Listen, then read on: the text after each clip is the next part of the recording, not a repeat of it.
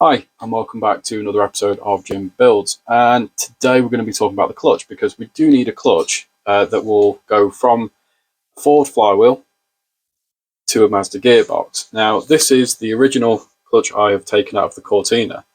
It's an AP fast road clutch, quite a good clutch actually, and known to have worked. I've driven quite a few miles on it now. But unfortunately, it doesn't have the same splines, either diameter or whatever. It doesn't fit, basically. So unfortunately, that is going to have to be shelved. So I went out and, bear with me, bought a Mazda 1.6 MX5 Clutch, which obviously does fit on the gearbox because that's what it came off. Now, got a little problem here, and I will show you. Right, so this is the Ford clutch. Everything looks fine, all good. This is the Mazda clutch. So it is 10mm bigger in diameter, and as you can see, there is a lot more friction plate surface, which is good because that means it can take more power. Always nice. So that's a good thing. Right, now if I bring, this is the flywheel that's just come off the engine. The great thing is, that will fit on there, no problem at all. So we've got the locating pins for the AP Ford pressure plate. It's not the original diaphragm type. It's a more modern type, which I have talked about in the past. But anyway, let me try and get that lined up, which I probably won't first time. Oh, no, I have. Right, great. It fits underneath, and can adjust it, which is always good. Problem is, when you come to tighten it down, you can't. You can't clamp the pressure plate to the flywheel, which means that basically will put a lot of load onto the bolts, and you don't want this coming off at speed, not unless you like having feet and shoes. So, unfortunately, I'm going to have to scrap that, because that would have been quite nice. Oh, the other thing is the, let me think, the pressure, the clutch release bearing doesn't actually work. The Mazda one doesn't work with this. So that's another issue. Right, so Ford clutch. And here we go. Here is the Mazda pressure plate. Now, if I put that over the top of it, I'm going to see something here that you've probably already worked out. So, diameter is bang on. Like, I can't believe that actually that is actually worked out that well. So we haven't got to cut anything back, but as you can see, it's got a different bolt pattern and different stud pattern. Fair enough. So I'm going to go get prop number 2. Right, so yes, it's all an absolute mess, and I need to sort it out because it's driving me crackers.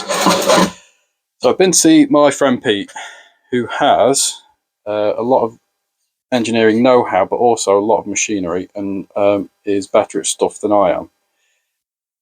What we have here is another Ford clutch, Ford flywheel.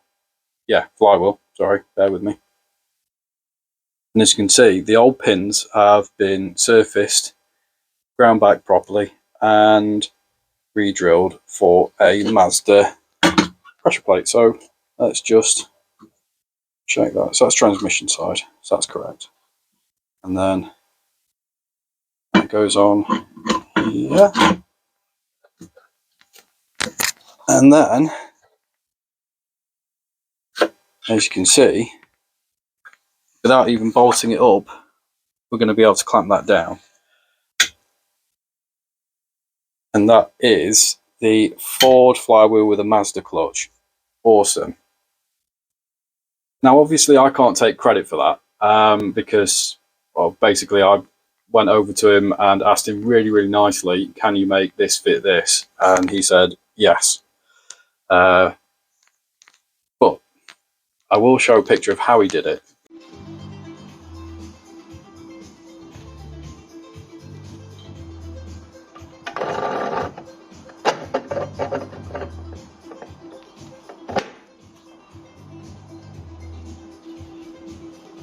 because what he did was, let's get the right pressure plate. So, turn something on his lathe that would centralise this pressure plate, and it then had a second piece to it that went further down to locate this. Now, with it being turned on a lathe, they're both concentric, which is what you want. And once you've done that, you could then figure out where the pins needed to go and where the holes needed drilling for the pressure plate to be bolted down. Only problem we did find is that this flywheel has had quite a few holes drilled in it for balancing. So it was trying to clock it right. Now, that's going to be a case-by-case situation. So your flywheel, in fact, I'll show you, your flywheel might be better than any that I've got. So this is the original one. You can see it's only had a few drillings here, one there. Fair enough. This one has had loads around here. So eventually, I am going to get this balanced with the clutch, but we're a way off doing that anyway, so I'm not too stressed. But if you do know somebody, let me know, because that'd be really handy. And yeah, that's how we've got it to work, and it does all fit.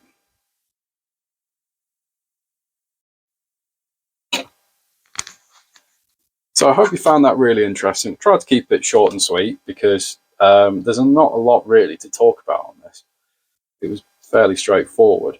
But what that means is we've got a clutch. I do need to make sure that the clutch actually, when you put your foot down, the lever arm's going to put the pressure on the clutch so we can change gear. But that's probably going to wait because the next step is to actually get the gearbox fitted to the car physically. So pretty exciting stuff. I'm going to go off and get something done. I hope you've enjoyed that, and if you've got any questions, please ask me. Always happy to answer, and I'll see you soon. Thanks for watching.